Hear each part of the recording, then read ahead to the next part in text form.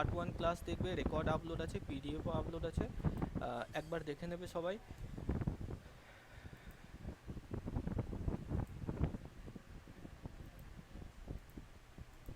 আচ্ছা, তো দেখো আমরা আজকে একদম আমাদের প্রধান বিষয়ে যাওয়ার আগে কয়েকটা ছোটো ছোটো জিনিস একটু রিভিশন করব, যেগুলো আমি আগের দিনও বলেছিলাম তোমাদের। তার মধ্যে একটা হচ্ছে ইকোটোন, একটা হচ্ছে ইকোক্লাইন, আর একটা হচ্ছে এজ এফেক্ট। এই তিনটে জিনিস সম্পর্কে আমাদের জানতে হবে। নামগুলো একটু ভজকট দেখতে, বাট ইজি এগুলো বুঝতে পারলে। তো সবার প্রথমে আমাদেরকে বায়োম সম্পর্কে জানতে হবে, তাই তো? বায়োম, এই বায়োম কি আমরা আগের দিন পড়েছি যে বায়োম হচ্ছে একটা সুবিস্তৃত অঞ্চল যেখানে আবহাওয়া এবং জলবায়ুর উপর নির্ভর করে বিশেষ কিছু জীবগোষ্ঠী বাস করে। যেমন ধরো তোমার বাড়ির পাশে একটা কোনো নদী রয়েছে, তো সেই নদীর মধ্যে একটা নির্দিষ্ট অ্যাটমসফিয়ার রয়েছে, একটা সেখানে পরিবেশ রয়েছে, যে পরিবেশে নির্দিষ্ট কিছু জীব কিন্তু বসবাস করছে। সেই নদীর মধ্যে কিন্তু হাতি চলে বেড়াতে পারবে না, সেই নদীর মধ্যে কচ্ছপ চলে বেড়াতে পারবে, কুমির বেড়াতে পারবে, সেই নদীর ভিতরে সিংহ বাঘ এরা কিন্তু থাকতে পারবে না, তাই না? তাহলে দেখো, একটা ওই যে নদী, টোটাল ওই নদীটার মধ্যে নির্দিষ্ট কিছু প্রাণী, কিছু জলজ প্রাণী, কিছু জলজ উদ্ভিদ আর কিছু উভচর প্রাণী তারা থেকে থাকছে, তাই না? তাহলে ওই যে জলজ যে পরিবেশ বা জলজ বাস্তুতন্ত্র, সেটার মধ্যে যে সমস্ত প্রাণীগুলো থাকছে, ওই গোটা নদীটাকে নিয়ে একটা বায়োম তৈরি হচ্ছে। ঠিক একই রকমভাবে আমরা যদি সুন্দরবনের কথা বলি, তাহলে সুন্দরবনে গিয়ে তুমি যদি একটা চন্দন গাছ লাগিয়ে দাও, চন্দন গাছটা কিন্তু মরে যাবে। তার কারণ কি, যে সুন্দরবনের যে মাটি সেটা প্রচণ্ড লবণাক্ত, সেখানে শ্বাসমূলযুক্ত গাছগুলোই কিন্তু জন্মায়, সেখানে সুন্দরী গরান এই সমস্ত গাছগুলো হবে ঠিকই, তাই না? তাহলে ওই যে সুন্দরবনের যে অঞ্চলটা, সেখানে নির্দিষ্ট কিছু কিন্তু প্রজাতির গাছ প্রাণী তারা বসবাস করছে। তো এই যে একটা সুবিশাল অঞ্চলে, সেই অঞ্চলের জলবায়ু আবহাওয়া ইত্যাদির উপর নির্ভর করে বেশ কিছু প্রজাতির প্রাণী উদ্ভিদরা সেই অঞ্চলে কিন্তু টিকে রয়েছে, বেঁচে রয়েছে। সেইটাকেই আমরা একত্রে বায়োম বলছি। এবার এই বায়োমের ক্ষেত্রে আমরা ইকোটোন সম্পর্কে জানবো। বায়োম সম্পর্কে বিস্তৃত আগের ক্লাসে আমরা পড়েছি। ইকোটোন কি?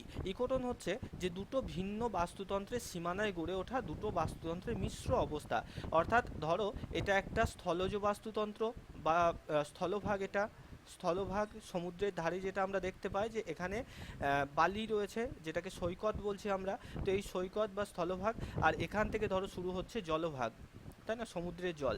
এবার এইটা যে জায়গাতে এসে মিলিত হয়েছে, মানে যেখানে স্থলভাগ শেষ হয়েছে আর সমুদ্রের জল শুরু হয়েছে, এই নির্দিষ্ট অঞ্চলটা, এই অঞ্চলে আমরা কিছু কিছু প্রাণী দেখতে পাবো যারা স্থলে থেকে থাকে, যেমন বিভিন্ন পাখি, বক ইত্যাদি, যারা মাছ খাওয়ার জন্য কিন্তু এই জায়গায় চড়ে বেড়ায়, তাই না? আবার কিছু কিছু প্রাণী দেখতে পাবো যারা জলের মধ্যে থাকে, যেমন ছোট ছোট বিভিন্ন মাছ, কাঁকড়া, হ্যাঁ, কচ্ছপ, এরা এই জায়গাটাতে কিন্তু উঠে আসে, তাই না? তাহলে আমি কিছু পাখি দেখতে পাচ্ছি, এই সমস্ত পাখিগুলো উড়ে আসছে এখানে। আর কিছু কিছু ছোট ছোট মাছ দেখতে পাচ্ছি, যে সমস্ত মাছগুলো এই জায়গায় উঠে আসছে। তো এই জায়গাটাতে দেখো, কিছু স্থলজ প্রাণী থাকছে, কিছু জলজ প্রাণী থাকছে, উভয় বাস্তুতন্ত্র। এটা একটা স্থলজ বাস্তুতন্ত্র, এটা হচ্ছে জলজ বাস্তুতন্ত্র। এই দুটো বাস্তুতন্ত্রের মিশ্রণ এই জায়গাটাতে দেখা যাচ্ছে, এবং উভয় বাস্তুতন্ত্রে কিছু কিছু প্রাণীকে দেখা যাচ্ছে। এই অঞ্চলটাকে আমরা ইকোটোন বলছি। ওকে, এই অঞ্চলটাকে কি বলছি? ইকোটোন বলছি। আশা করি বোঝা গেল। এরপরে আছে ইকোক্লাইন। ইকোক্লাইন কি না, দেখো দুটো আলাদা বাস্তুতন্ত্রের মধ্যে মিশ্রণের যে প্রবণতা, তাকে ইকোক্লাইন বলছে। অর্থাৎ ঠিক কতটা পরিমাণ স্থলজ প্রাণী এখানে থাকছে আর কতটা পরিমাণ জলজ প্রাণী থাকছে, কোন প্রাণী এই অঞ্চলটার মধ্যে বেশি থাকছে, স্থলজ প্রাণী নাকি জলজ প্রাণী, সেই হিসেবটাকে বলা হয় ইকোক্লাইন। ওকে, আর এজ এফেক্ট কি না, দুটো পাশাপাশি অবস্থিত বাস্তুতন্ত্র বা বায়োমের সীমানাবর্তী অঞ্চলে পারস্পরিক প্রভাবে জীবগোষ্ঠীর গঠন, প্রজাতির সংখ্যার মধ্যে যে পরিবর্তন আছে, তাকে এজ এফেক্ট বলা হচ্ছে। এজ এফেক্ট কি, দেখো এই যে স্থলভাগের যে সমস্ত জীবগুলোকে আমরা এই জায়গাতে দেখতে পারবো, তারা কিন্তু জলভাগে গেলে বা সমুদ্রের জলের মধ্যে গেলে সেখানে বাঁচতে পারবে না। আবার সমুদ্রের জলভাগের যে সমস্ত প্রাণী, ছোট ছোট মাছ, কাঁকড়া, এদেরকে দেখতে পাবো আমরা এই অঞ্চলটায়, তারা বেশিক্ষণ স্থলভাগে কিন্তু থাকতে পারবে না, তাই না? তাহলে আলাদা আলাদা প্রজাতির প্রাণী এখানে আমরা দেখতে পাচ্ছি, কিন্তু সেই প্রাণীরা একে অপরের থেকে আলাদা। ঠিক আছে, এই যে আলাদা আলাদা বৈশিষ্ট্যগুলো আমরা দেখতে পাচ্ছি, এই জিনিসটাকে এজ এফেক্ট বলা হচ্ছে। তো আশা করি এই তিনটে বোঝা গেল। ইকোটোনটা এখানে সব থেকে বেশি ইম্পর্টেন্ট, এটা থেকে প্রশ্ন দেয়। ইকোক্লাইন আর এজ এফেক্টটা অতটা ইম্পর্টেন্ট কিন্তু নয়। ঠিক যেমন আমরা এই জায়গাটাতে ছবি দিয়ে এখানেই দেখানো রয়েছে, যেমন দেখো আমরা এই জায়গাতে দেখবে এই জলের হাঁস দেখতে পাই, এরকম পোকা দেখতে পাই, ব্যাঙ দেখতে পাই, হ্যাঁ বিভিন্ন ছোট ছোট মাছ দেখতে পাই, আবার পাখিও দেখতে পাই, বিভিন্ন পাখি আসছে। ল্যান্ড জোন, এটা হচ্ছে ল্যান্ড জোন, অর্থাৎ ডাঙাতে এই সমস্ত প্রাণীরা থাকে। এটা অ্যাকোয়াটিক জোন, এটা হচ্ছে কি না জলভাগে এই সমস্ত প্রাণীরা থাকে। আর এই যে জায়গাটাতে এই যে এটাকে আমরা সৈকত বলি, তো এই সৈকত অঞ্চলে এসে দেখা যাচ্ছে কি যে এখানে স্থলভাগ শেষ হয়েছে আর জলভাগ শুরু হয়েছে এই জায়গাটাতে। হ্যাঁ এই জায়গাটাতে এই সমস্ত কিছু কিছু এই প্রাণী দেখা যায়, কিছু কিছু এই প্রাণী দেখা যায়। এই জিনিসটা কি আমরা ইকোটোন বলছি। ওকে, আচ্ছা, এই যে ইকোটোন এখানে এই জায়গাটাকে বলা হচ্ছে এই যে মাঝের অংশটা, যেখানে কিছু ডাঙার প্রাণী রয়েছে, কিছু জলের প্রাণী রয়েছে। আশা করি এটা বোঝা গেল। এবার দেখো নিচ বা নিচে, আমরা আগের দিনেও এটা পড়েছি। নিচ বা নিচে হচ্ছে কি না কোনো একটা প্রাণী সে যে নির্দিষ্ট অঞ্চল থেকে তার খাদ্য বা পুষ্টি সংগ্রহ করে, সেটা কি তার নিচ বা নিচে বলা হয়। ঠিক আছে, কোনো একটা প্রাণী সে তার খাবার যে অঞ্চল থেকে সংগ্রহ করে পুষ্টি, সেটা নিচ বা নিচে। যেমন কোনো তিমি মাছের নিচ বা নিচে অঞ্চল হচ্ছে সমুদ্র, কোনো একটা বাঘের নিচ বা নিচে অঞ্চল হচ্ছে জঙ্গল, কারণ সেখান থেকে তারা খাদ্য পাচ্ছে। হ্যাঁ, কোনো একটা মাছ সে জল থেকে খাদ্য পাচ্ছে। তো এইটা হচ্ছে নিচ বা নিচে অঞ্চল, যে প্রাণী যে জায়গা থেকে খাবার সংগ্রহ করে। আচ্ছা, এর পরবর্তীতে এবার আমরা উদ্ভিদের মধ্যে চলে আসি, যার মধ্যে আমরা প্রথম আজকে পড়ব সালোক সংশ্লেষ বা ফটোসিনথেসিস। ঠিক আছে, সালোক সংশ্লেষ বা ফটোসিনথেসিস। তো এই যে ফটোসিনথেসিস, এই কথাটা গ্রিক শব্দ থেকে এসছে, মনে রাখবে। একটা হচ্ছে ফটোস আর একটা হচ্ছে সিনথেসিস থেকে। হ্যাঁ, যার অর্থ কি মনে রাখবে, বিজ্ঞানী বার্নেস সর্বপ্রথম এই ফটোসিনথেসিস কথাটা ব্যবহার করেছিলেন, বার্নেস। আর এই সালোক সংশ্লেষণের ওপরেও তিনি প্রথম গবেষণা কিন্তু চালু করেন, বিজ্ঞানী বার্নেস।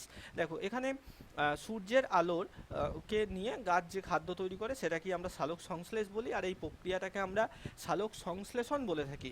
এটা আমরা আগে থেকেই অলরেডি পড়ে এসেছি ছোটবেলা থেকেই।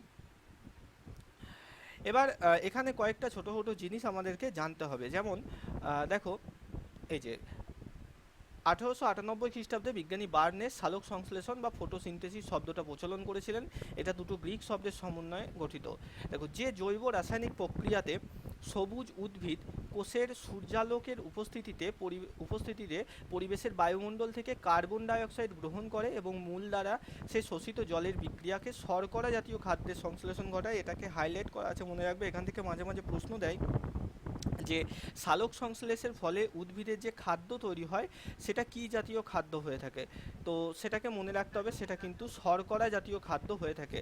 ঠিক আছে, সালোক সংশ্লেষের ফলে উদ্ভিদের যে খাদ্য তৈরি হয়, সেটা শর্করা জাতীয় হয়। ওকে, আর আরেকটা জিনিস মনে রাখবে, এই যে সালোক সংশ্লেষ প্রক্রিয়ায় এখানে আলোক শক্তি, সূর্যের আলোক শক্তি, সেই আলোক শক্তি পরিণত হচ্ছে কিসে? আলোক শক্তি পরিণত হচ্ছে রাসায়নিক শক্তিতে। আলোক শক্তি রাসায়নিক শক্তিতে পরিণত হয়, রূপান্তরিত হয়। আচ্ছা দেখো, এবং গৃহীত কার্বন ডাইঅক্সাইডের সম পরিমাণ অক্সিজেন এখানে নির্গত হয়। সালোক সংশ্লেষণ প্রক্রিয়ার উপজাত হলো অক্সিজেন। ঠিক যেরকম যখন তুমি ভাত রান্না করার সময় যে ভাতের ফ্যান, সেটা উপজাত দ্রব্য হিসেবে তৈরি হয়, তাই না? ঠিক যেমন গরু পুষলে গরু থেকে আমরা দুধ পাই, আর যে গোবর, সেটা উপজাত দ্রব্য হয়। ঠিক সেরকম সালোক সংশ্লেষে গাছ খাদ্য তৈরি করে, খাদ্য তৈরি করার পরে যে উপজাত দ্রব্য যেটা উচ্ছিষ্ট থেকে থাকে, সেটা হচ্ছে আমাদের অক্সিজেন। ঠিক পরিবেশ থেকে যতটা পরিমাণ কার্বন ডাই অক্সাইড উদ্ভিদটা শোষণ করছে, সম পরিমাণ অক্সিজেন কিন্তু তারা নির্গত করে। ঠিক আছে, এর পরিমাণটা সবসময় সমান হয়। দেখো, এই প্রক্রিয়ায় সজীব উদ্ভিদ কোষের উপস্থিতি ক্লোরোফিল নামক রঞ্জক আলোক শক্তিকে রাসায়নিক শক্তিতে রূপান্তরিত করে। এই যে এই লাইনটা থেকেই প্রশ্ন আসে, সালোক সংশ্লেষে কোন শক্তিতে পরিণত হয়? মনে রাখবে, আলোক শক্তি রাসায়নিক শক্তিতে রূপান্তরিত হয়। এবং যে খাদ্যটা উৎপন্ন হয়, সেটা হচ্ছে শর্করা জাতীয় খাদ্য। আচ্ছা, এই শক্তি পরবর্তীকালে স্বভোজী উদ্ভিদ দ্বারা অথবা শাকাহারী প্রাণীদের গৌণ পুষ্টিতে সাহায্য করে। ধরো তোমার বাড়ির পাশে একটা গাছ রয়েছে, সেই গাছে এখন ঝড় বৃষ্টি হচ্ছে, একটা শুকনো ডাল ভেঙে পড়েছে। সেই শুকনো ডালটাকে নিয়ে এসে তুমি আগুন দিলে সেটার মধ্যে, সেটা আগুনে জ্বলতে শুরু করলো। এর ফলে আমরা সেখান থেকে তাপ পাবো, তো অবশ্যই সেখান থেকে আমরা উত্তাপ পাবো। এই উত্তাপটা অ্যাকচুয়ালি আসছে কোথা থেকে? আমরা যে শক্তির সূত্র রয়েছে, সেই সূত্র অনুসারে জানি যে এই পৃথিবীতে যে শক্তি, সেই শক্তির কোনো শক্তিকে আমরা তৈরি করতে পারি না, এবং কোনো শক্তিকে আমরা ধ্বংসও করতে পারি না। শক্তিকে কেবলমাত্র এক রূপ থেকে অন্য রূপে রূপান্তর করতে পারি, তাই তো? ঠিক যেমন দেখো তোমার মাথার উপরে যে ফ্যানটা চলছে সেই ফ্যানে কি হচ্ছে, বিদ্যুৎ শক্তি যান্ত্রিক শক্তিতে পরিণত হচ্ছে, মানে জাস্ট রূপটা পাল্টে যাচ্ছে। হ্যাঁ, দেখো অ্যাপিয়ারেন্সটা পাল্টে যাচ্ছে, শক্তি শক্তি আমরা তৈরি করছি না কিন্তু। তো ঠিক একই রকম হচ্ছে ওই গাছের শুকনো ডালকে যখন তুমি আগুনে পোড়াচ্ছ, সেখান থেকে তুমি তাপ শক্তি পাচ্ছ। এই তাপ শক্তি কি, অ্যাকচুয়ালি ওই গাছটা যখন সজীব ছিল, সে যখন জীবিত ছিল গাছটা, তখন সালোক সংশ্লেষ প্রক্রিয়ার মাধ্যমে সে সূর্য থেকে শক্তি উৎপন্ন করে নিজের দেহের মধ্যে আবদ্ধ রেখেছিল। সেই শক্তিটা যখন আমরা আগুনে পুড়িয়ে দিচ্ছি, সেই শক্তিটাই তাপ শক্তি হিসাবে বাইরে বেরিয়ে আসছে। অর্থাৎ যে কোনো তুমি খড়, ঘাস, গাছের কাঠ যা কিছু আগুনে পোড়াচ্ছ, তার থেকে যে তাপ শক্তি পাচ্ছি, সেই তাপ শক্তির উৎস হচ্ছে ওই উদ্ভিদটা যখন জীবিত ছিল তখন তার মধ্যে সূর্যের যে সৌরশক্তি সেটা আবদ্ধ রেখেছিল সে, আর সেই আবদ্ধ রাখে এই সালোক সংশ্লেষ প্রক্রিয়ার মাধ্যমেই। আচ্ছা দেখো, এরপর দেখো, আহ, হুম, আচ্ছা এবার এই জায়গাটায় আমাদের একটু মনে রাখতে হবে যে শুধুমাত্র যে উদ্ভিদরাই সালোক সংশ্লেষ করে এমন নয়, কিছু কিছু প্রাণী রয়েছে, কিছু কিছু ব্যাকটেরিয়া রয়েছে যারা সমুদ্রের মধ্যে থাকে, যেমন ধরো ইউগ্লিনা রয়েছে, ভলভক্স রয়েছে, হাইড্রা রয়েছে কিছু প্রজাতির। হ্যাঁ, এরা কিন্তু এই সমস্ত ব্যাকটেরিয়াগুলো নিজেরা কিন্তু সালোক সংশ্লেষ করতে পারে। ঠিক আছে, ক্লোরোফিলযুক্ত সজীব কোষে উদ্ভিদ শারীরবৃত্তীয় জারণ বিজারণ প্রক্রিয়ায় সূর্যের আলোর উপস্থিতিতে কার্বন ডাইঅক্সাইডের সাহায্যে সালোক সংশ্লেষ করছে। দেখো, আচ্ছা এখানে দেখো উদ্ভিদের সবুজ পাতার উপরের ত্বক এবং নিচের ত্বকের মধ্যে অবস্থিত ক্লোরোফিল যুক্ত কলাকে মেসোফিল কলা বলে। এই যে মেসোফিল কলা, এখানেই কিন্তু সালোক সংশ্লেষটা ঘটে। ঠিক আছে, উদ্ভিদের পাতার মধ্যে ঘটে। আচ্ছা এই সমীকরণটা মনে রাখবে সালোক সংশ্লেষের। সালোক সংশ্লেষ প্রক্রিয়ায় 12 অণু জলের সঙ্গে 6 অণু কার্বন ডাইঅক্সাইড, ছয় অণু কার্বন ডাইঅক্সাইড আর রাসায়নিক বিক্রিয়ায় 1 অণু গ্লুকোজ, গ্লুকোজের সংকেতটা অনেক সময় অপশনে দেয় C6H12O6 মনে রাখবে, এবং 6 অণু জল এবং 6 অণু অক্সিজেন উৎপন্ন হয়। এই বিক্রিয়াটি ক্লোরোফিলের সক্রিয়তায় এবং সূর্যালোকের উপস্থিতিতে ঘটে। ঠিক আছে, এখানে এখানে দেখো এই যে 12টাকে ভেঙে দুবার 6 6 হিসাবে দেখানো হয়েছে, তাই এই সূত্রটাকে নিয়ে আবার কনফিউজ হবে না, দুটোই ঠিক। 12 দিয়েও ঠিক, আবার দুটোকে 6 দিয়ে দেখালে এটাও ঠিক। আচ্ছা এরপরে, আচ্ছা এই জায়গাটায় আরেকটা জিনিস আমাদেরকে একটু জানতে হবে, মনে রাখবে সূর্যের যে আলো আসছে, সেই সূর্যের সমস্ত আলো দিয়ে কিন্তু একটা গাছের পাতার মধ্যে সালোক সংশ্লেষ হচ্ছে না। সালোক সংশ্লেষ হচ্ছে কোথায়, সূর্যের নির্দিষ্ট আলোর মধ্যে থেকে নির্দিষ্ট কিছু কণা থাকে, যে কণাগুলোর নাম হচ্ছে ফোটন কণা। ঠিক আছে, ফোটন কণা। এই যে ফোটন কণা, এই ফোটন কণাগুলোকে কিন্তু উদ্ভিদ কাজে লাগায় সালোক সংশ্লেষ প্রক্রিয়ার জন্য। তো যদি প্রশ্ন দেয় যে সূর্যের আলোর কোন কণা থেকে উদ্ভিদ সালোক সংশ্লেষ করে, মনে রাখবে ফোটন কণা থেকে, ফোটন কণা থেকে উদ্ভিদ সালোক সংশ্লেষ করে। এবার আমাদেরকে একটু জানতে হবে খাদ্য পিরামিডের আগে দুটো জিনিস আমরা একটু জানবো। একটা হচ্ছে এনপিপি, আর একটা হচ্ছে জিপিপি। আচ্ছা এই যে এনপিপি, এই এনপিপির পুরো কথা কি, এনপিপির পুরো কথা কি, এনপিপির পুরো কথা হচ্ছে নিট প্রাইমারি প্রোডাকশন। আর এই যে জিপিপি, এর হচ্ছে গ্রস গ্রস প্রাইমারি প্রোডাকশন। আচ্ছা এই দুটো জিনিস কি, দেখো নিট প্রাইমারি প্রোডাকশন আর গ্রস প্রাইমারি প্রোডাকশন কি। ধরো তুমি টিউশন করছো, টিউশন করলে এবার মাসের শেষে তুমি মাইনে পেলে, ঠিক আছে, সেখানে ধরো তুমি 2000 টাকা বেতন পেলে। এই যে 2000 টাকা, এখান থেকে তুমি এখনো একটুও খরচ করনি। তো এই জিনিসটাই হচ্ছে জিপিপি, গ্রস প্রাইমারি প্রোডাকশন।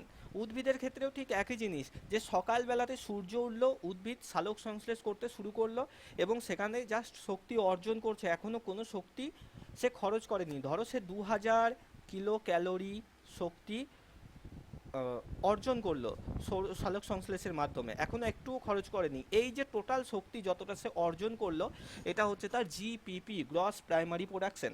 এবার ধরো তুমি টিউশনির মাইনে পেয়ে গেছো, এখন তুমি সাপের 5 পা দেখেছো, চলে গেলে মিশোতে, ফ্লিপকার্টে, শপসিতে, সেখানে গিয়ে এটা সেটা অর্ডার করে দিলে এবং সেখানে গিয়ে তোমার 1700 টাকা খরচ হয়ে গেল। ঠিক আছে, 1700 টাকা উড়ে গেছে, তাহলে পড়ে থাকলো কত, 300 টাকা, তাই তো। এই যে তোমার খরচ করার পরে যে জিনিসটা পড়ে রয়েছে, যে জিনিসটা পড়ে রয়েছে সেটা হচ্ছে এনপিপি, নিট প্রাইমারি প্রোডাকশন। ওকে, ঠিক একই রকমভাবে উদ্ভিদের ক্ষেত্রেও হয়, যে উদ্ভিদ এবার শক্তিটাকে তো কাজে লাগাতে হবে। সারাদিনে তার সালোক সংশ্লেষ করার জন্যও শক্তি লাগছে, এছাড়া মাটি থেকে জল শোষণ করা, ফল পাকানো, ফল ধরানো, ফুল ফোটানো, এই সমস্ত কাজে উদ্ভিদের শক্তি প্রয়োজন। তো সেই সব কাজে শক্তিগুলো খরচ হয়ে যাচ্ছে। ঠিক তোমার এই অনলাইন শপিংয়ে যেমন টাকা খরচ হয়ে গেল, উদ্ভিদেরও কিন্তু সেরকম শক্তিগুলো খরচ হয়ে গেল।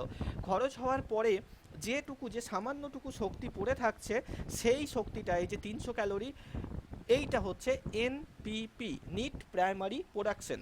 এবার খাদ্য শৃঙ্খলের মাধ্যমে মনে রাখবে সবসময় এই নিট প্রাইমারি প্রোডাকশন, এই শক্তিটা স্থানান্তরিত হয়। অর্থাৎ একটা উদ্ভিদকে, একটা ঘাসের ধরো কিছু ঘাস, সেটাকে যখন ছাগলে খাচ্ছে, সেই ছাগল কি পাচ্ছে? সেই ছাগল জিপিপিটা তো পাচ্ছে না, কারণ সে অলরেডি ফুরিয়ে দিয়েছে। ঠিক আছে, তুমি ধরো মাইনে পেয়েছো টিউশনি, তারপরে তুমি অলরেডি এই যে 1700 টাকা সেটা উড়িয়ে ফেলেছো।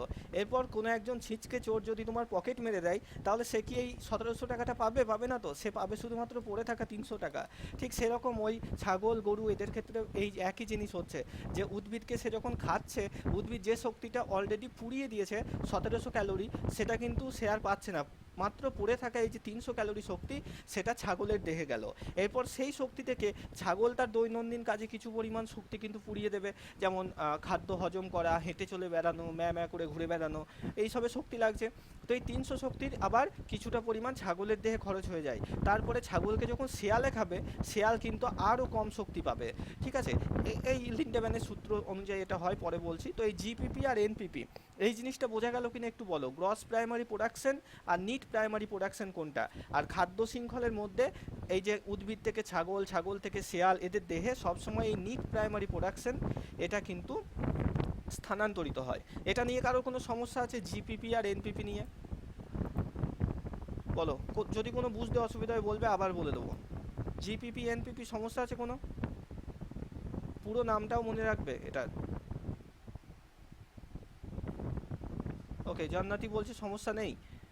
বাকিদের কারো কোনো সমস্যা?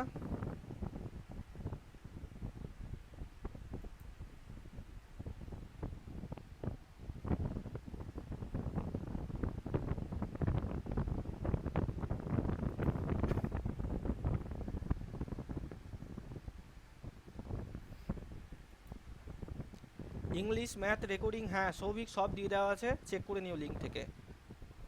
আজকের ক্লাসটা, এই ক্লাসটা বাদ দিয়ে, আজকের যেটা হচ্ছে এখন এই ক্লাসটা বাদ দিয়ে বাকি সব ক্লাসে রেকর্ডিং আপলোড আছে। ঠিক আছে, সমস্যা নেই। চলো এবার পরের দিকে যাই। জিপিপি এনপিপি সমস্যা নেই, চলো নেক্সট যাই।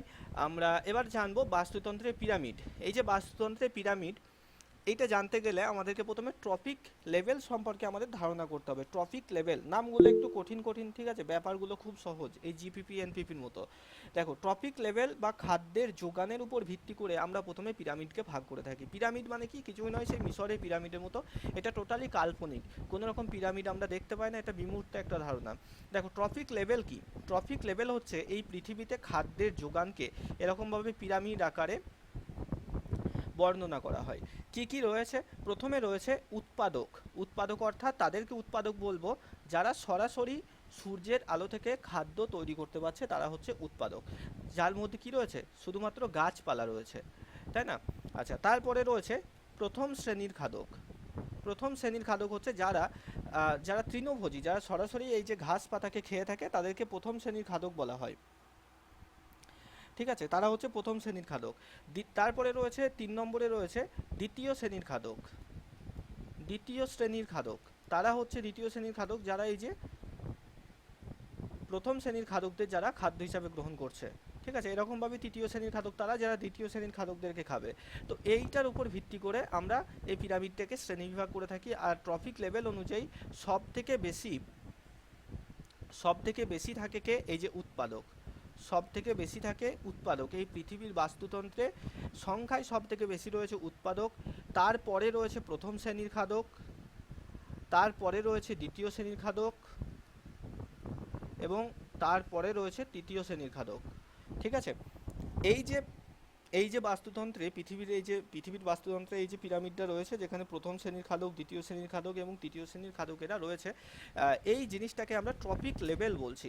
অর্থাৎ কখনোই দেখো, যিনি, আমরা যদি ঈশ্বরে বিশ্বাসী হই তাহলে ঈশ্বরকেই বলতে পারি যে ঈশ্বর যখন এই পৃথিবীকে সৃষ্টি করেছেন, তিনি কিন্তু সব কিছু ভেবেচিন্তেই উৎপাদককে সব থেকে বেশি এই কারণেই রেখেছেন, কারণ দেখো উৎপাদক ছাড়া এই বাস্তুতন্ত্রের শক্তির উৎস অন্য কেউ নয়। কোনো শেয়াল, কুকুর, গরু, ছাগল, ভেড়া, এমনকি মানুষ কেউ সূর্যের আলোকে সরাসরি কাজে লাগিয়ে নিজের দেহে শক্তি উৎপন্ন করতে পারবে না। আর উৎপাদকের সংখ্যা কম হলে, যদি কোনো একটা কারণে পৃথিবী থেকে গাছের সংখ্যা কমে যায়, তাহলে কি হবে? তাহলে এই যে প্রথম শ্রেণীর খাদকরা বাঁচবে না, তারা খাবার পাবে না। প্রথম শ্রেণীর খাদক না বাঁচলে দ্বিতীয় শ্রেণীর খাদক বাঁচবে না, কারণ এরা প্রথম শ্রেণীর খাদকদেরকে খেয়ে বেঁচে থাকে। এরা না বাঁচলে এরা বাঁচবে না, তাই না? তাই এই পৃথিবীর পিরামিডে যদি প্রশ্ন আসে আমাদের পৃথিবীর বাস্তুতন্ত্রে কাদের সংখ্যা সব থেকে বেশি হয়, মনে রাখবে উৎপাদকের সংখ্যা সব থেকে বেশি হয়ে থাকে। এবার এই যে পিরামিডের ধারণা, সেই পিরামিডের ধারণা প্রথম কে দেন? চার্লস এলটন নামক একজন কাকু ছিলেন। সেই চার্লস এলটন কাকু প্রথমে এই খাদ্যের পিরামিড বাদ দাও, যে কোনো পিরামিডের ধারণা তিনি দেন। এখানে বেশ কয়েকটা পিরামিড আছে, যেমন খাদ্যের পিরামিড, সংখ্যার পিরামিড, শক্তির পিরামিড আর জীবভর বা বায়োমাস পিরামিড। ঠিক আছে, তো এই পিরামিডের ধারণা প্রথম দিয়েছিলেন এলটন। ঠিক আছে, চার্লস এলটন। এই জন্য এই পিরামিডগুলোর অন্য নাম হচ্ছে এলটনিয়ান পিরামিড।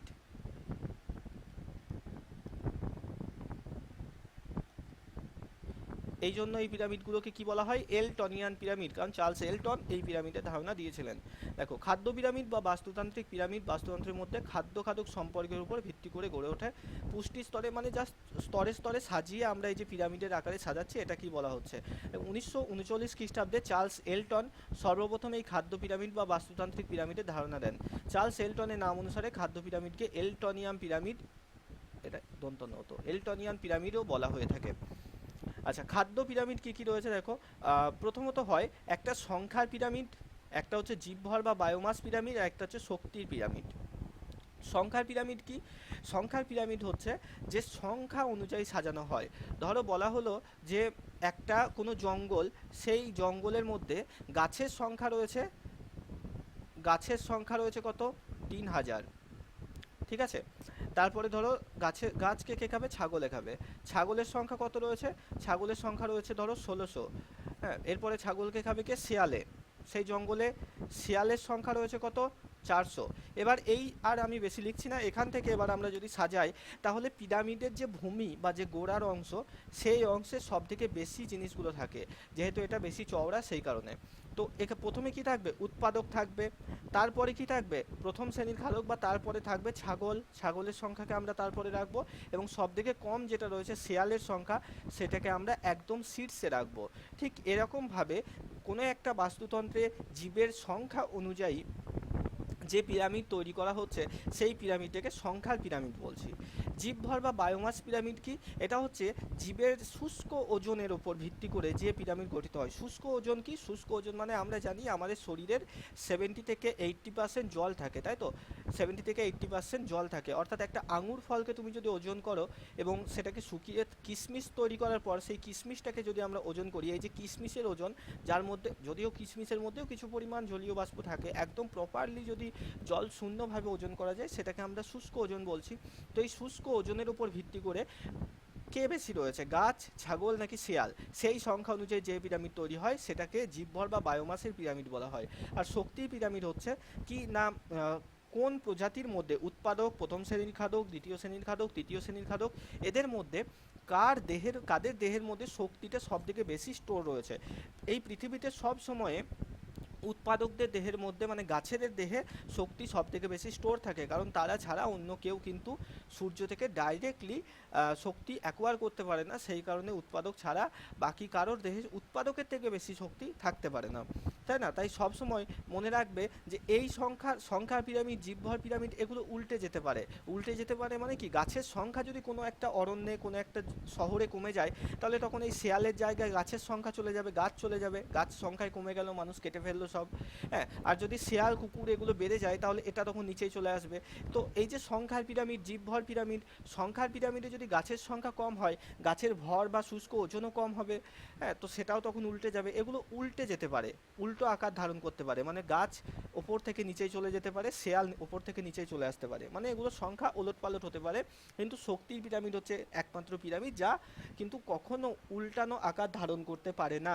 এই জিনিসটা আমাদের মনে রাখতে হবে, কারণ গাছের বা উৎপাদকের থেকে বেশি শক্তি কোনো রকম খাদক প্রজাতি নিজেদের মধ্যে জমিয়ে রাখতে পারবে না। তো দেখো এবার আসি সংখ্যার পিরামিড।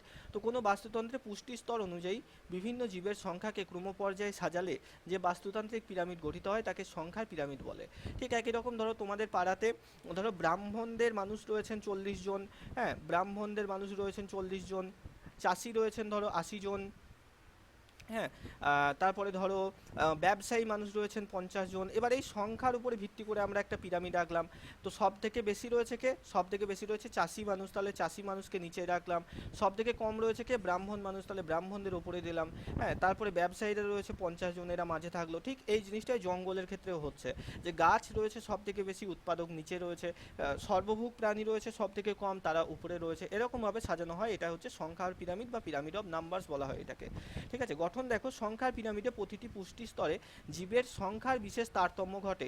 যত উপরের দিকে যাব আমরা সংখ্যার পিরামিডে, জীবের সংখ্যা কিন্তু আস্তে আস্তে তত কমতে থাকবে। সংখ্যাধিক্য থাকায় উৎপাদক পিরামিডের ভূমিতে অবস্থান করে, মানে যে যার সংখ্যা বেশি থাকবে সেই পিরামিডের ভূমিতে মানে নিচের দিকে সেটা থাকবে। উৎপাদকের সংখ্যা সব থেকে বেশি থাকে বলে উৎপাদক পিরামিডের নিচের দিকে কিন্তু থেকে থাকে। তারপরে দেখো দ্বিতীয় এবং তৃতীয় সর্বোচ্চ শ্রেণীর খাদকরা ক্রমশ উপরের দিকে থাকে। আচ্ছা বৈশিষ্ট্য কি রয়েছে এই সংখ্যার পিরামিডের? না সংখ্যার পিরামিড উৎপাদকের সংখ্যা সবচেয়ে বেশি এবং মাংসাশী ও সর্বভূক প্রাণীর সংখ্যা সব থেকে কম হয় এতে। দ্বিতীয়ত হচ্ছে ভূমি থেকে যত ওপরে যাব আমরা সংখ্যা জীবের সংখ্যা তত হ্রাস পেতে থাকবে। ঠিক এখানে দেখো নিচে থেকে যত উপরে যাব এই যে সংখ্যা বড় থেকে ছোট হতে হতে যাচ্ছে, ঠিক সংখ্যার পিরামিডে এই জিনিসটা হচ্ছে। একই ধরনের খাদ্য পিরামিডের ভূমিতে উৎপাদক এবং শীর্ষে মাংসাশী প্রাণী অবস্থান করে। ঠিক আছে, ভূমিতে সবসময় উৎপাদক থাকে। দেখো বলা হয়েছে মনে রাখা দরকার সংখ্যার পিরামিড হলো একমাত্র পিরামিড যা যে কোনো কারণে উল্টে যেতে পারে। এটা কারণ আমরা আগে যেটা বললাম শক্তির পিরামিড উল্টে যেতে পারে না, আর সংখ্যার পিরামিড উল্টে যেতে পারে। তার কারণ কি? তার কারণ হচ্ছে সংখ্যার পিরামিডে উৎপাদকের সংখ্যা যে কোনো সময়ে কিন্তু কমে যেতে পারে, তাই না? গাছের সংখ্যা কমে গেলেই সংখ্যার যে পিরামিড সেটা কিন্তু কমে যাবে, এটা উল্টে যাবে তখন। অর্থাৎ তখন আর উৎপাদকের সংখ্যা সব থেকে বেশি থাকবে না, পিরামিডের ভূমি অংশে উৎপাদক না থেকে তখন অন্য স্তরের খাদকেরা পিরামিডের নিচের দিকে চলে আসবে। যেমন এই যে সংখ্যার পিরামিডের এই ছবিটা যদি আমরা এখন দেখি তাহলে দেখতে পাবো যে এখানে দেখো পাতার সংখ্যা রয়েছে 1000, পাতার সংখ্যা রয়েছে 100,000 মানে 1,00,000, অর্থাৎ উদ্ভিদ রয়েছে ধরো 1,00,000। এরপর এই পাতাকে যারা খায় এরকম শুয়োপোকা বা ইত্যাদি পোকা, তাদের সংখ্যা রয়েছে ক্যাটারপিলার রয়েছে 10,000। হ্যাঁ এবার এই পোকাদের যে সমস্ত পাখিরা খায় এরকম ছোট ছোট পাখি তাদের সংখ্যা রয়েছে 100। আর এই বড় পাখি ঈগল বাজ এই জাতীয় মাংসাশী পাখি যারা এই ছোট ছোট পাখিদের খায় তাদের সংখ্যা রয়েছে 1টা। এবার সংখ্যার পিরামিডে তাহলে গোড়া থেকে থাকছে উৎপাদক, থাকছে উদ্ভিদ, থাকছে এবং আমরা যত ওপরের দিকে যাব এই সংখ্যা জীবের সংখ্যার পরিমাণ তত আস্তে আস্তে কমতে থাকছে। এটাই সংখ্যার পিরামিডের বৈশিষ্ট্য। দেখো এরপরে আসি শক্তির পিরামিড। যে কোনো বাস্তুতন্ত্রে পুষ্টি স্তর অনুসারে বিভিন্ন জীবের মধ্যে অর্জিত শক্তির পরিমাণকে ক্রমপর্যায়ে সাজালে যে বাস্তুতান্ত্রিক পিরামিড গঠিত হয় তাকে শক্তির পিরামিড বলা হয়। অর্থাৎ শক্তি, যার শক্তি বেশি সে পিরামিডের নিচের দিকে থাকবে। শক্তি মানে এখানে শারীরিক সক্ষমতা নয়, তার মধ্যে সঞ্চিত শক্তি, দেহের মধ্যে সঞ্চিত শক্তি। ঠিক আছে, দেখো এই ধরনের খাদ্য পিরামিডের সর্বনিম্ন পুষ্টি স্তরে সব সময়তে উৎপাদক থাকে। ঠিক আছে, উৎপাদক স্তরে সৌরশক্তি থেকে অর্জিত শক্তির পরিমাণ সব থেকে বেশি হয়। তো শক্তির পিরামিডের নিচে সব সময়তেই উৎপাদক বা গাছেরা থেকে থাকে। দেখো পরবর্তী পুষ্টি স্তরগুলোতে নিম্ন স্তর থেকে প্রাপ্ত শক্তির পরিমাণ ক্রমশ কমতে থাকে। লিন্ডেম্যান বলে আর একটা কাকু ছিলেন, তো সেই লিন্ডেম্যান কাকু তার একটা সূত্র দিয়েছিলেন যেটাকে লিন্ডেম্যানের 10% সূত্র বা 10% ল অফ লিন্ডেম্যান বলা হয়। হ্যাঁ তিনি কি বললেন?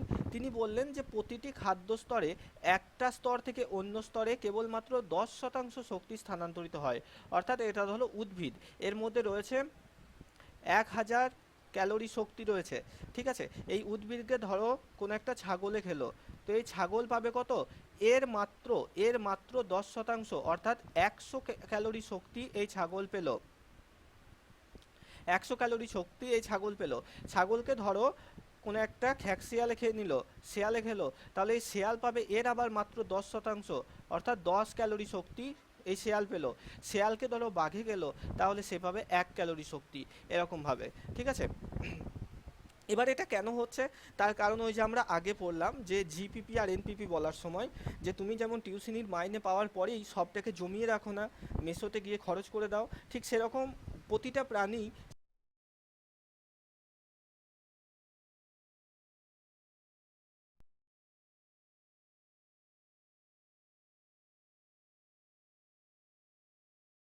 সেখানে বিভিন্ন হাঁটাচলা করতে, কাজ স্যার করতে, আপনার কথা সব শোনা যাচ্ছে না। সব শোনা যাচ্ছে না? হ্যালো। হ্যাঁ, শুনতে পাচ্ছ আমার কথা সবাই? স্যার শোনা যাচ্ছে না। হ্যাঁ হ্যাঁ হ্যাঁ। স্যার মাঝে একবার কেটে গিয়েছিল, এখন শোনা যাচ্ছে স্যার। আচ্ছা ঠিক আছে, আবার যখন শোনা না যাবে বলবে।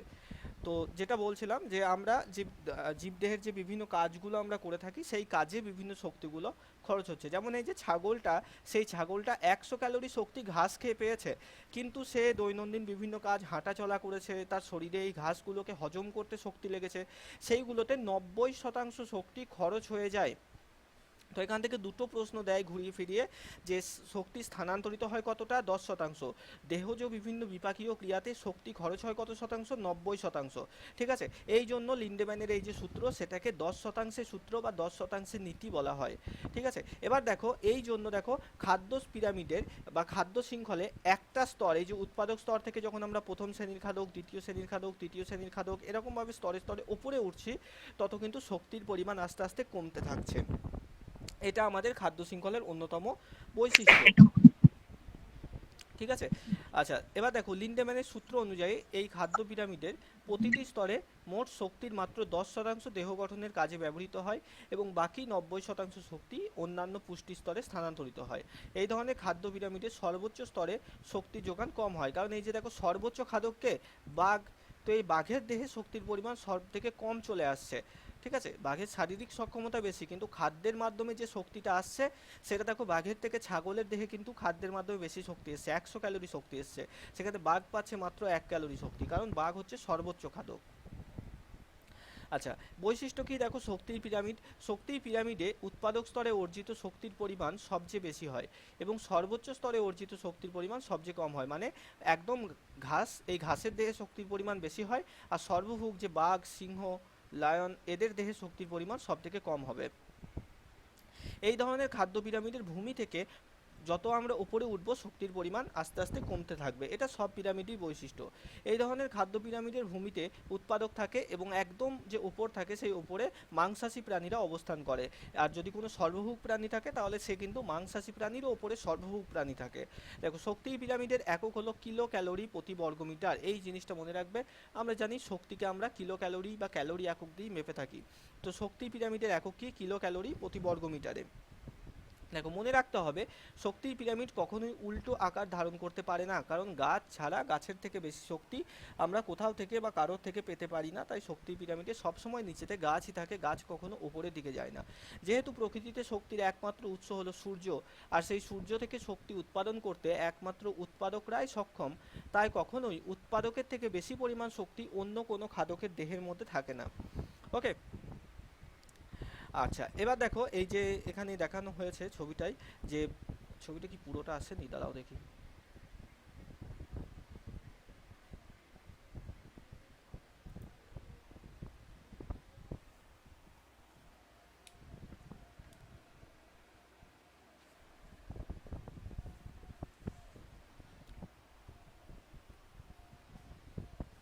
আচ্ছা, যেমন এই যে এখানে শক্তি পিরামিডে দেখানো হচ্ছে, শক্তি সব থেকে বেশি রয়েছে কোথায়, উৎপাদকের দেহে, তাই না? উৎপাদকের ধরো ধরো 10,000 ক্যালোরি শক্তি রয়েছে।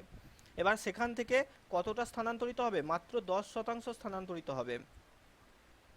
1,000 ক্যালোরি শক্তি সেখানে গেল, এখান থেকে যাবে 100 ক্যালোরি, এখান থেকে যাবে 10 ক্যালোরি। ঠিক আছে, এরকমভাবে যত আমরা উপরে উঠবো, শক্তির পরিমাণ কিন্তু তত কমতে থাকবে। আচ্ছা, এরপরে আসি জীবভর পিরামিড, বা যেটাকে পিরামিড অফ বায়োমাস বলা হয়। তো বায়োমাস বা জীবভরের পিরামিড কি না, কোনো বাস্তুতন্ত্রে পুষ্টি স্তর অনুসারে বিভিন্ন জীবের যে শুষ্ক ওজন বা জীবভরের পরিমাণকে ক্রমপর্যায়ে সাজালে যে বাস্তুতান্ত্রিক পিরামিড গঠিত হয়, তাকে জীবভর পিরামিড বা বায়োমাস পিরামিড বলা হয়। দেখো সদ্য মৃত কিংবা জীবিত জীবদেহকে 75 ডিগ্রি সেন্টিগ্রেড উষ্ণতায় 24 ঘন্টা রাখলে এর যে 60 থেকে 70 ভাগ যেটা আমাদের দেহের মধ্যে জলের পরিমাণ থাকে প্রায় 70%, হ্যাঁ, তো সেই জলটা যখন শুকিয়ে যায় তখন তোমার ওজন কিন্তু কমে যাবে। অর্থাৎ ধরো আমার ওজন 100 কিলোগ্রাম, তো যদি আমাকে এরকমভাবে আমার যদি জীব ভর বের করতে হয় প্রায় 70% লেস হবে এর, হ্যাঁ, তখন আমাদের দেহের ওজন হয়ে যাবে 30 কিলোগ্রাম।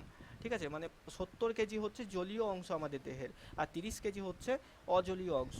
তো এটা হচ্ছে জীবভর। জীবভর পিরামিডে এই যে 100 কেজি কোনো জীবের ওজন সেটাকে হিসেব করা হবে না, হিসেব করা হবে এই 30 কেজিটাকে।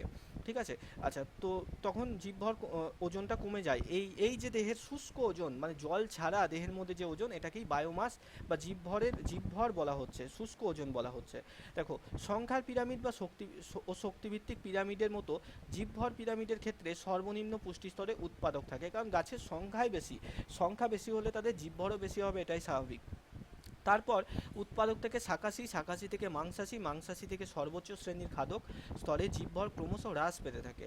লক্ষ্য করে দেখা গেছে যে বিভিন্ন খাদ্য পিরামিডের ক্ষেত্রে একটি খাদ্য স্তরে 15 থেকে 20% জীবভর পরবর্তী খাদ্য স্তরে পরিবাহিত হয়। হ্যাঁ, অর্থাৎ প্রথম স্তরে যে জীবভর রয়েছে, উৎপাদকের যে জীবভর রয়েছে ধরো 20,000 কিলোগ্রাম, তার 15 থেকে 20% জীবভর প্রথম শ্রেণীর খাদকের হয়ে থাকে।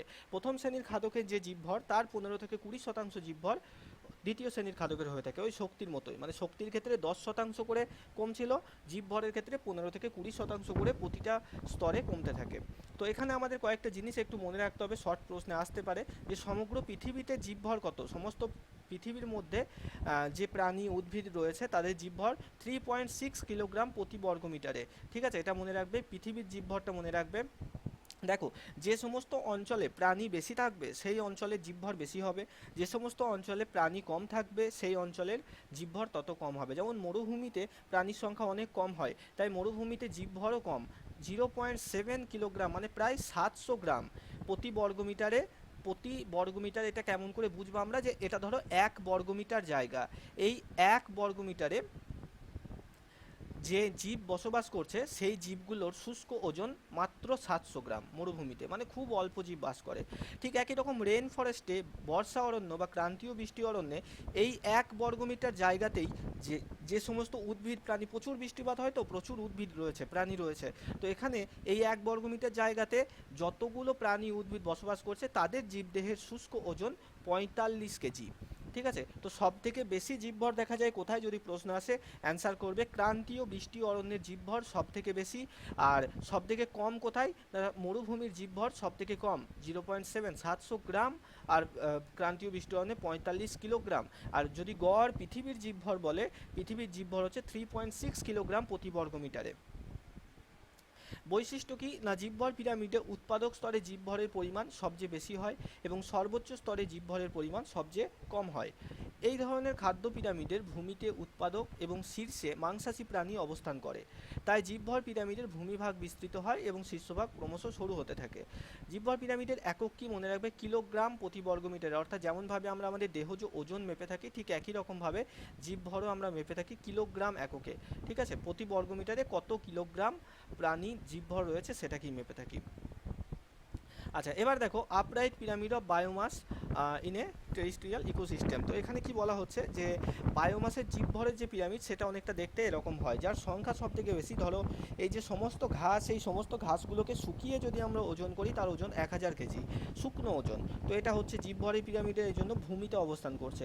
তারপরে হার্বিভোরাস তাদের বলা হয় যারা তৃণভোজী, ঘাস খায়, তাদের ওজন হচ্ছে 100 কেজি। ঠিক আছে, তারপরে দেখো আমাদের প্রাইমারি কার্নিভোর মাংসাশী প্রাণী যারা এই যে হার্বিভোরাসদের খাচ্ছে প্রাথমিকভাবে, তাদের ওজন 10 কেজি, এবং টপ কার্নিভোরাস যারা এদেরকে খায় তাদের ওজন 1 কেজি। অর্থাৎ ঠিক সেই একই জিনিস আমরা প্রতিটা পিরামিডে দেখতে পাচ্ছি, যে নিচে থেকে উপরে যাওয়ার সাথে সাথে সংখ্যার পিরামিডে সংখ্যা কমে, শক্তির পিরামিডে শক্তির পরিমাণ কমে, আর জীবভর পিরামিডে জীবভর কমতে থাকে। ঠিক আছে, তো এটা কিন্তু বৈশিষ্ট্য। আচ্ছা, এবার দেখো উষ্ণতার তারতম্য অনুসারে আমরা কিছু উদ্ভিদ তাদেরকে বিশেষ কয়েকটা ভাগে ভাগ করে থাকি। তো প্রথম হচ্ছে মেগাথাম। মেগাথাম উদ্ভিদ আমরা তাদেরকে বলবো যারা সারা বছর ধরে প্রচণ্ড তাপমাত্রায় থেকে থাকে। দেখো মেগা মেগা কথার অর্থই হচ্ছে খুব বেশি, তাই না? মেগা কন্টেস্ট এরকম হয়ে থাকে। তো মেগা হচ্ছে তারা যে সমস্ত উদ্ভিদে প্রচুর তাপমাত্রা থাকে, যেমন বিভিন্ন ক্যাকটাস যারা মরুভূমিতে থাকে, এছাড়া আয়রনউড, ব্রাজিল নাট, মেহগনি, এই সমস্ত গাছগুলো প্রচুর তাপমাত্রা সহ্য করতে পারে। মেসো, এই যে মেসো, মেসো কথার অর্থ হচ্ছে মাঝারি, ঠিক আছে? মেসো কথার অর্থ হচ্ছে মাঝারি। মাঝারি মেসোথার্ম অর্থাৎ যে সমস্ত উদ্ভিদগুলো খুব বেশি উষ্ণতা হলে মরে যাবে, আবার খুব কম ঠান্ডা, খুব ঠান্ডা হলে সেখানেও মরে যাবে, মাঝারি উষ্ণতায় যে সমস্ত উদ্ভিদগুলো হয়ে থাকে তাদের মেসোথার্ম বলছি আমরা, ঠিক আছে? মেসোথার্ম যেমন কি কি রয়েছে এখানে আমাদের, যেমন বট, আম, জাম, মানে আমাদের পারিপার্শ্বিক আমরা যেসব গাছগুলোকে দেখতে পাই তারা সব মেসোথার্ম উদ্ভিদের অন্তর্গত। আর তারপরে আছে মাইক্রোথার্ম। মাইক্রোথার্ম কি? মাইক্রোথার্ম হচ্ছে যে সমস্ত উদ্ভিদ কম তাপমাত্রায়, গড়ে প্রায় 10 থেকে 20 ডিগ্রি উষ্ণতায় উষ্ণতা অঞ্চলে জন্মায় এবং বৃদ্ধি লাভ করে। এটা কিন্তু একদম ঠান্ডা অঞ্চলের, মানে তুমি শীতকালে যে সমস্ত গাছগুলো, যে সমস্ত ফুল গাছগুলো লাগাচ্ছ সেগুলো সব মাইক্রোথার্মের মধ্যে পড়ে। এছাড়া দার্জিলিং বা পাহাড়ি অঞ্চলে যে গাছগুলো দেখতে পাই, পাইন, ফার, বার্চ, হেমলক, এগুলো সব মাইক্রোথার্মের মধ্যে পড়ে। মানে মোটামুটি 10 থেকে 20 ডিগ্রি, 25 ডিগ্রি এরকম তাপমাত্রা প্রয়োজন হয় এদের। আর একটা রয়েছে হেকিস্টোথার্ম। হেকিস্টোথার্ম হচ্ছে তুন্দ্রা অঞ্চলে, মানে সারা বছর সেই বরফের সাদা চাদরে ঢাকা থাকে। রাশিয়া বা আরও অন্যান্য জায়গায় যে বনভূমিগুলো রয়েছে সেই বনভূমিগুলোতে হেকিস্টোথার্ম উদ্ভিদ দেখা যায়, ঠিক আছে? বিভিন্ন জায়গায় যেখানে সারা বছরই তাপমাত্রা থাকে এবং বরফে ঢাকা থাকে, দীর্ঘ শীত এরা সহ্য করতে পারে। হ্যাঁ, দীর্ঘ শীত সহ্য করতে পারে, তাদেরকে হেকিস্টোথার্ম উদ্ভিদ বলা হয়।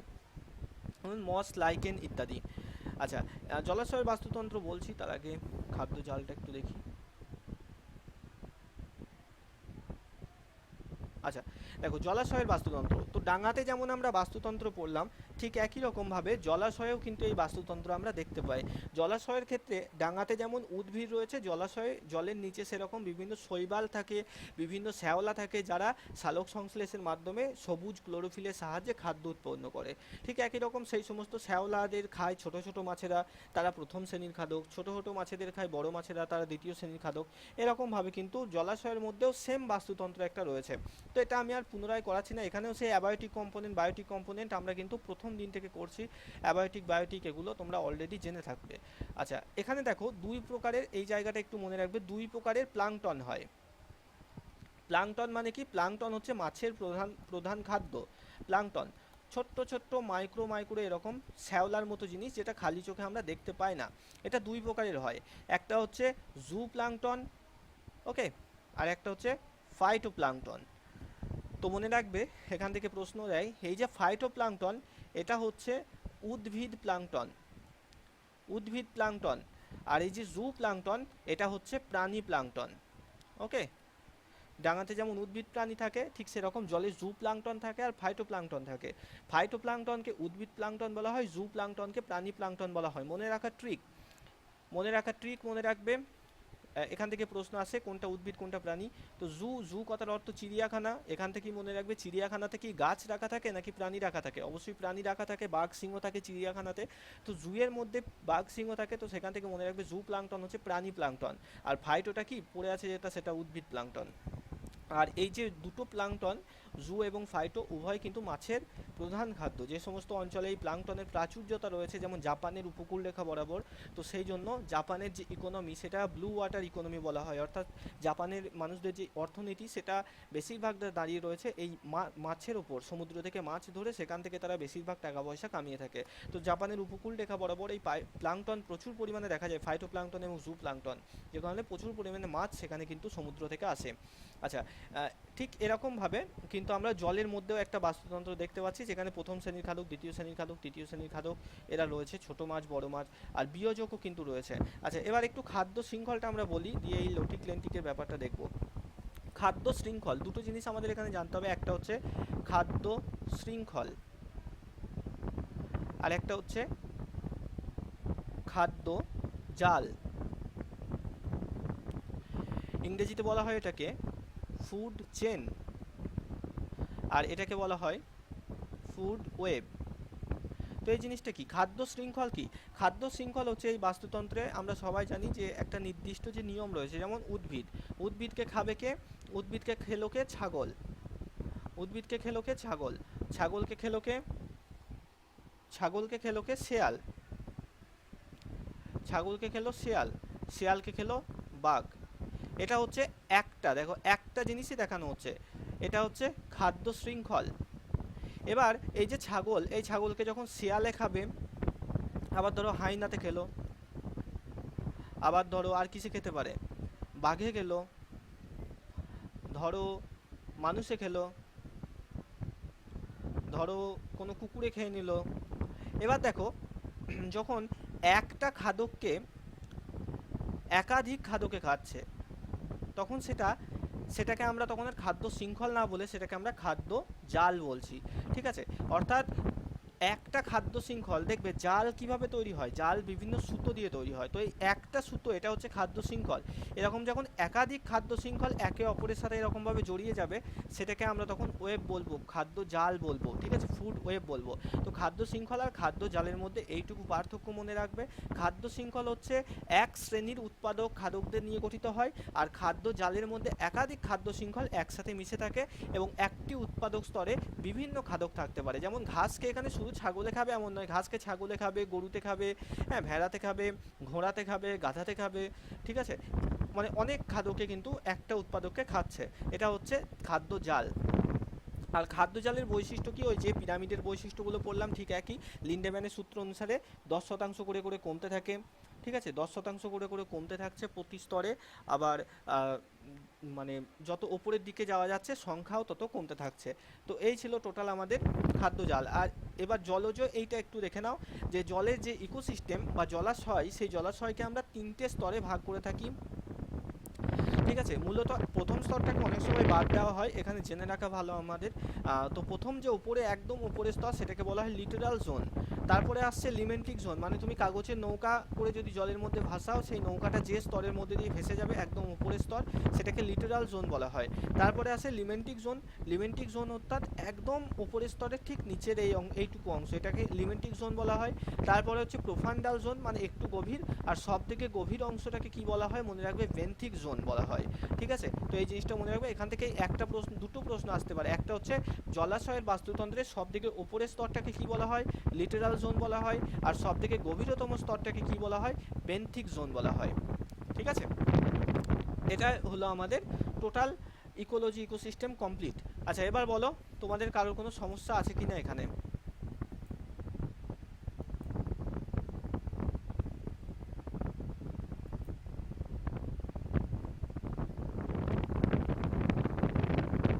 বলো, বুঝতে কারোর অসুবিধা আছে কি?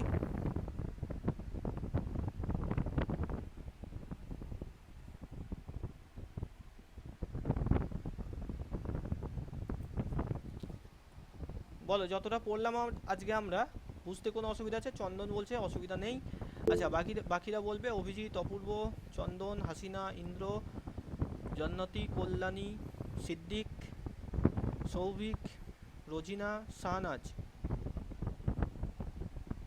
ওকে, ঠিক আছে, অসুবিধা নেই যখন, তাহলে আজকে এত দূর থাক। এরপরে কালকে তোমাদের এটার উপর, টোটালটার উপরে মক টেস্ট নেবো, ইভিএস এর ইকোলজি ইকোসিস্টেম, কালকে সকালবেলায় প্রশ্ন দেবো। ঠিক আছে, চলো আজকে শেষ করলাম এখানে।